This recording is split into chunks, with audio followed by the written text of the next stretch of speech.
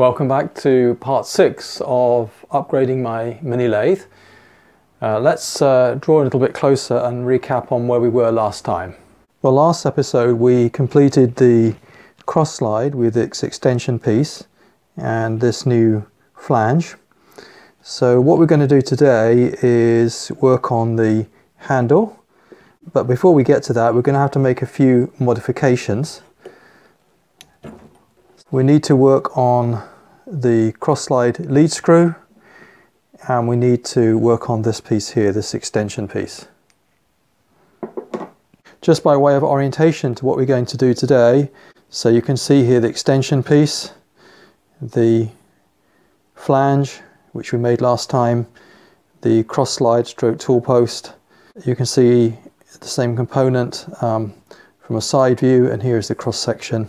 Before we get to the handle, we actually need to do some small modifications. Let's take a look a little closer. I've actually got to modify the lead screw. We've got to reduce the thickness of that collar to this dimension, and that also means lengthening this spigot here. This is all to do with providing adequate location for the new handle. We also need to drill and tap for a 2BA socket head cap screw which will hold the handle on. So that's the first task. That's the easiest, so we'll start with that.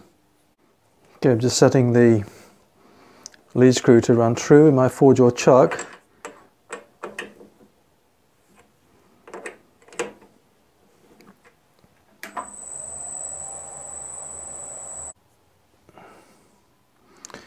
This has got to be 0.655, it's now 0.6, so we've got to take 55 thou off this side of the collar.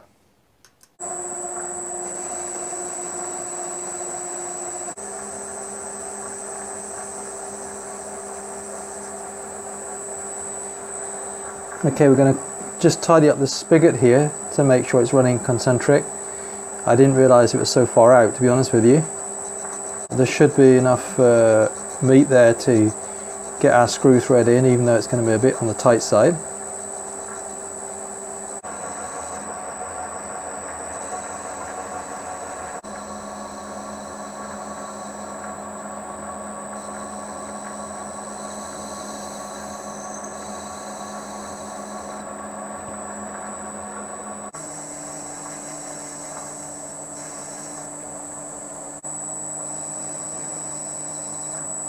Center drilling now in preparation for the 2BA screw thread.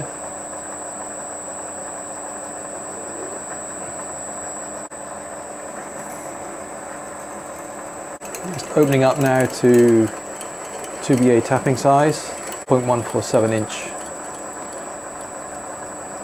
Matches a number 26 drill.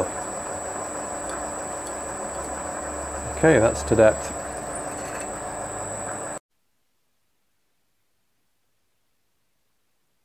With the tailstock support, I can just release that now and just hold the tailstock chuck and finish off with the taper tap. That's going in nicely. I use a little bit of tapping compound just to help it. I'll feel when it comes to the bottom of the hole. Okay, I'm running through with the plug tap now to finish to depth. It requires a little bit of feel because even a 2BA tap in a setup like this is easy to break, so you've got to be a bit careful. These are not new taps either.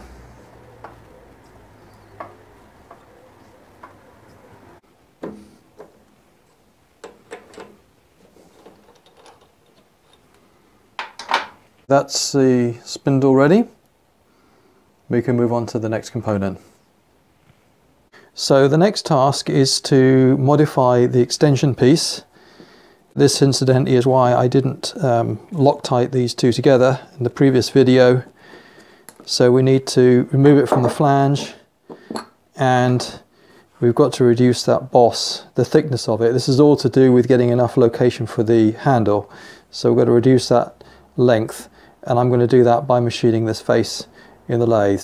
The machining of all these surfaces is square, and you probably, if you look back at my previous video, I spent quite a lot of time making sure that these surfaces were square with the bore. So now it's very easy to set up in the four-jaw chuck. All I need to do is skim this surface, put it down to 0.497 across that width there.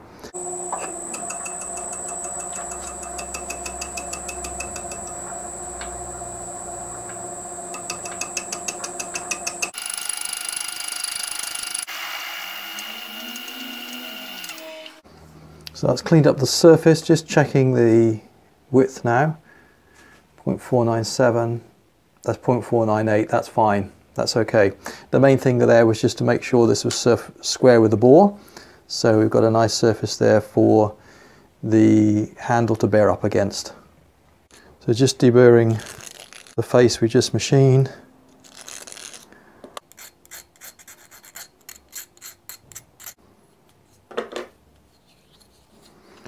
So this can be reassembled.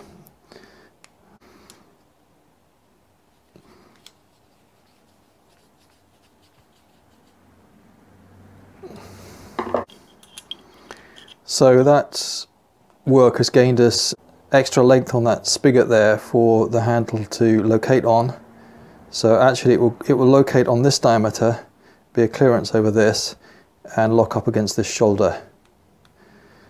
This washer is necessary, but we're going to have to reduce the thickness and also the diameter slightly, so it matches the profile of this. It's now time to start working on the handle. On the left side there you can see the handle in cross section with the washer there, that's there to take up backlash. On the right there you can see the dial in cross section. It's a running fit over the handle with an O-ring there to provide friction so the dial can be adjusted. And in the next view you can see the drawing which I used to machine this part from. I've got a nice piece of cast iron we're going to make this from, normally the right diameter. In preparation for cutting this bar, since I'm going to cut it by hand with a hacksaw, I've cut a groove around the outside here so I can ensure that I'm cutting square. So over to the vise and then we'll cut this off.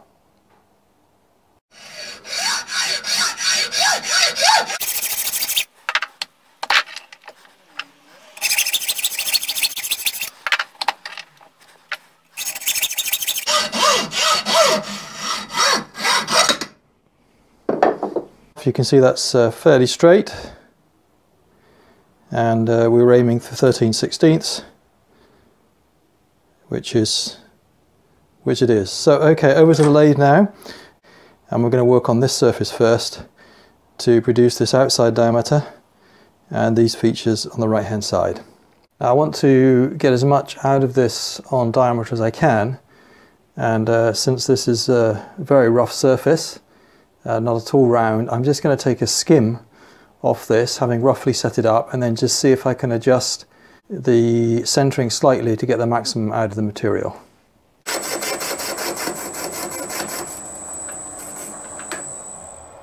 Okay, so it looks like it's cutting all the way around there, missing out that portion. So what I'm going to do is just move it slightly this way so we can get as much out of that diameter as possible.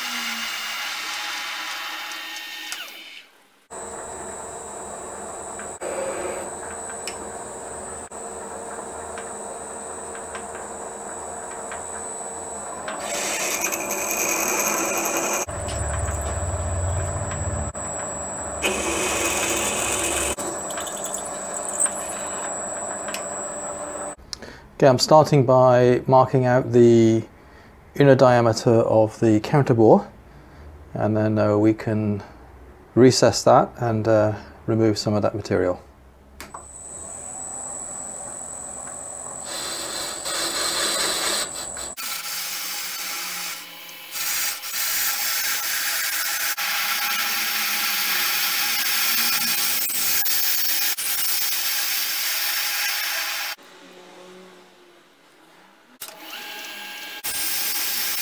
I've set the top slide round 11 degrees from perpendicular to the axis, and we're ready now to machine the taper on the inside of this counter bore.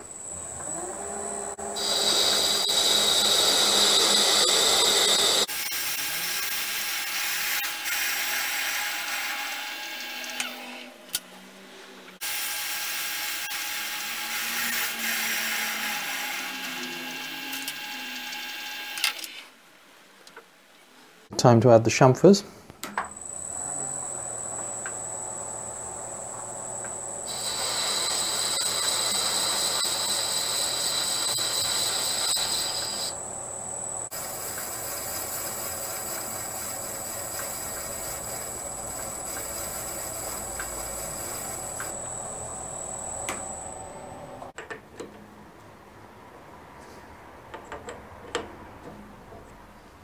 Now I need to do a quick chuck change, so I always clean up everything carefully, especially the thread and the register, and try to apply a little bit of oil each time.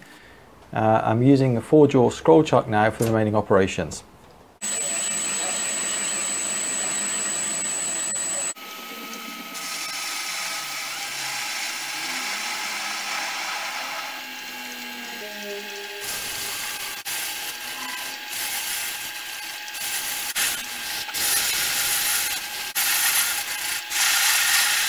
Time to cut the taper on the inner edge of the handle. So we've got this outer diameter already machined and this ledge, and so I've set the angle of the top slide correctly, so when this tool meets with that corner, we know we've completed this taper.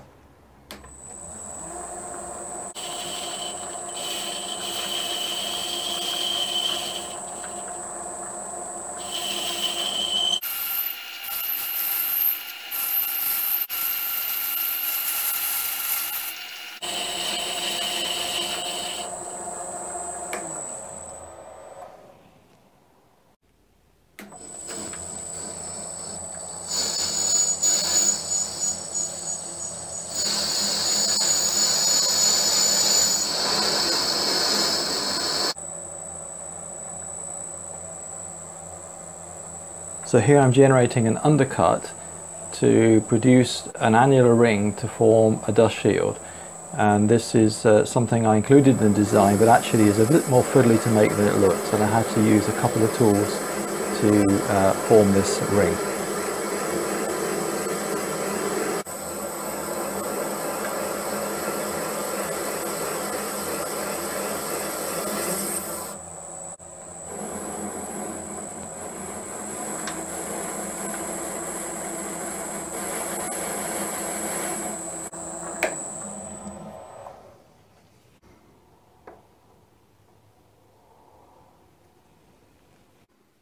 Okay, it's time to cut the groove for the O-ring. This is 40 thou wide, or 1mm, and it's going to have to be by trial and error, so I'm going to cut the groove and place the O-ring over the top and then measure the diameter over the outside of that. And of course the purpose of the O-ring is to provide friction between the handle and the dial.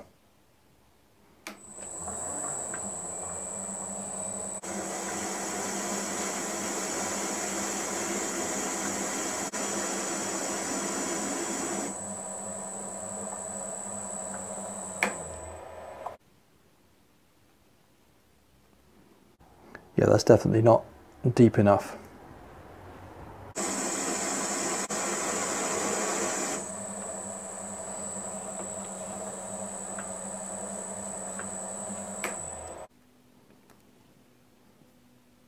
Time to start boring out the inside of the handle. So we're going to start by opening up with a drill and then we can get a small boring tool in there to finish the size.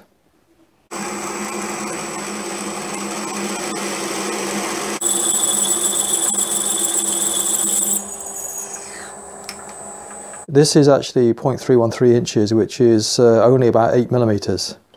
So I've ground up a purpose-made boring tool. This is in fact an old tap, broken tap. I keep all my broken taps, and well, I guess most of them are taps I broke in my earlier years, but I've kept them all. And this has made a nice little boring tool. So that will get up into that hole there. We're going to bore that out now and size that so that it's a good fit on this spigot here. And that's 0.373 diameter, and I think it's 83 thou deep. So we're going to just inch up to this carefully. It's the last critical part on this. Don't want to make a mistake.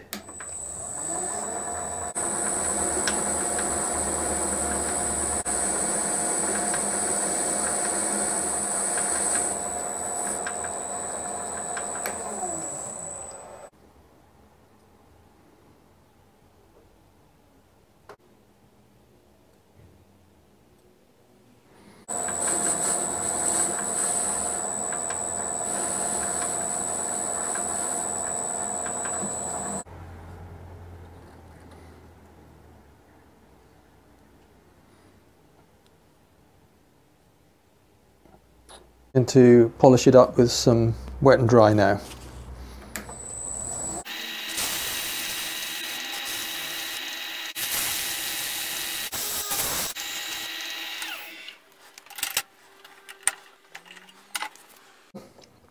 So I'm just mounting it on the lead screw. Also give us an idea of how concentric everything is.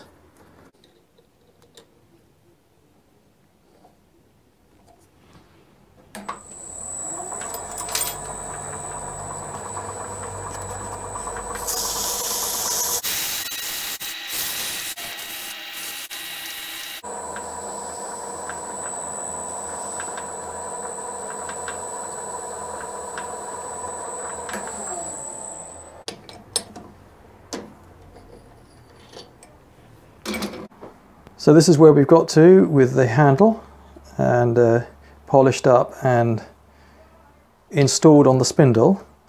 Now there's a gap here, and that gap needs to be filled to eliminate backlash. And there's a washer here, a brass or bronze washer, and I need to reduce that thickness. So I've measured the gap, and it's approximately 68 thou. It's certainly less than 70. So the next thing we need to do is to work on this. Now it's a bit difficult to hold, so what I'm suggesting is, first of all, take this bit of stock and put a spigot on there with a flange for it to locate up against, and clamp it up with a washer and a screw. Turn the outside diameter to size, and then once the outside diameter is to size, make a little collet like this to receive the outside diameter, with a split which can be held in one of my chucks, and then we can face that to thickness. So that's what I'm planning to do. We'll see if I can finish that off today. Maybe ambitious, but we'll have a go.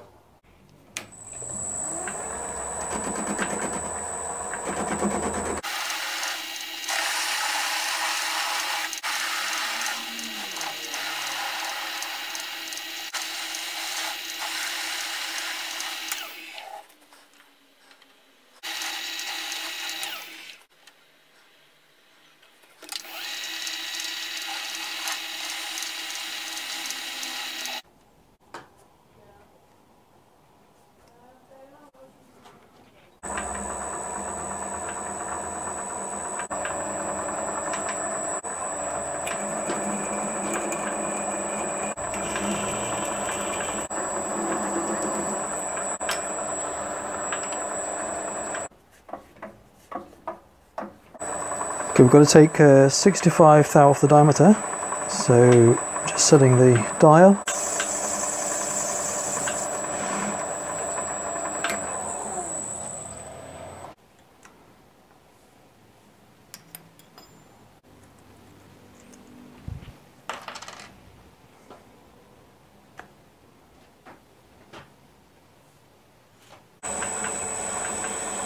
This will form the collet, so I'm just roughing out the outside diameters.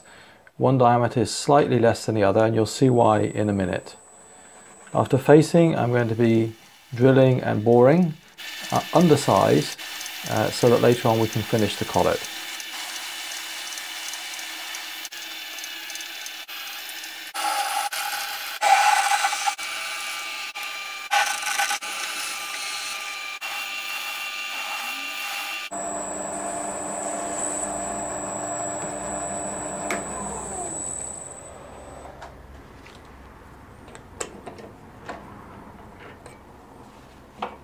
I thought we'd pause a moment and have a closer look at this collet.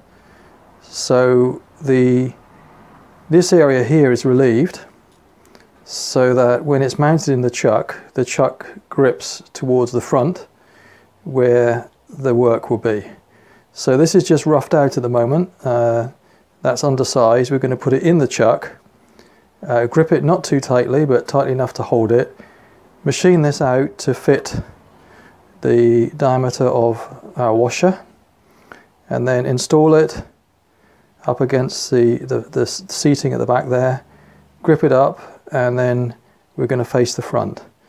And I've just checked dimensions. At the moment this is 0.106, we've got to take it down to 0.068, and so that's the next operation. Again, it's not gripped too tightly, just enough to hold the work, and I've checked the current bore, and we've got to take about 55 thou, increase it by 55 thou, ready for the washer to go in. So we'll prepare that.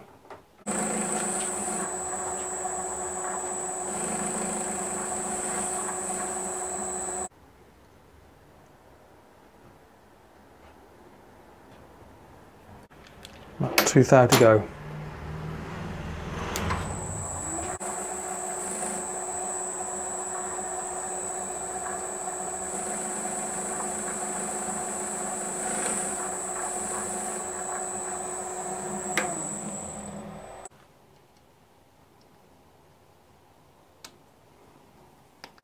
Okay, that's in. We're just going to nip up the 4-jaw chuck.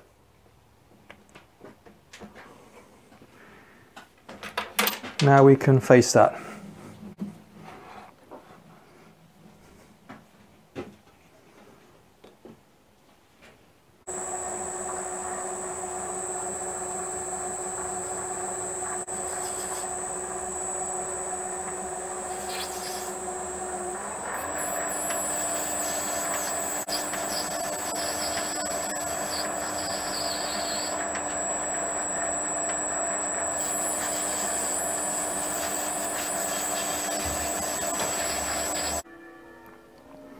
Okay, I've measured it off screen, and we've got 6 thou to remove from that, so we can reinstall it.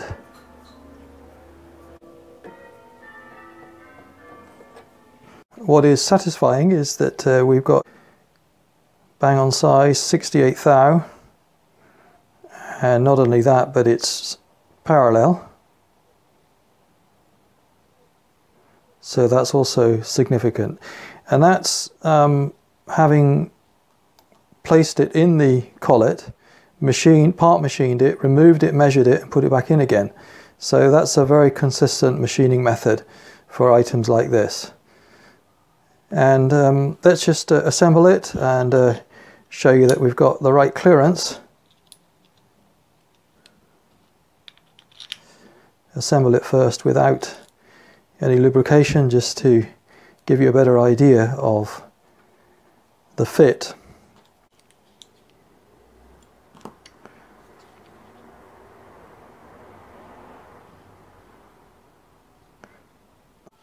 Yeah, I think that's a good fit, and just to put a little bit of oil in there just to make it run more smoothly. And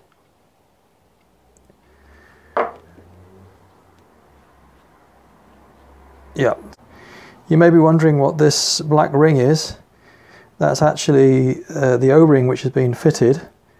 It's a 1mm 40 thou O-ring, and that's in there to provide friction against the dial, which will go over the top of that. So, and of course the function of that is to ensure that you can adjust the dial, but it doesn't spin freely. just a certain amount of friction. And in the next video we will be making the dial, which sits over the top of this O-ring in this position, and also the handle, which locates here.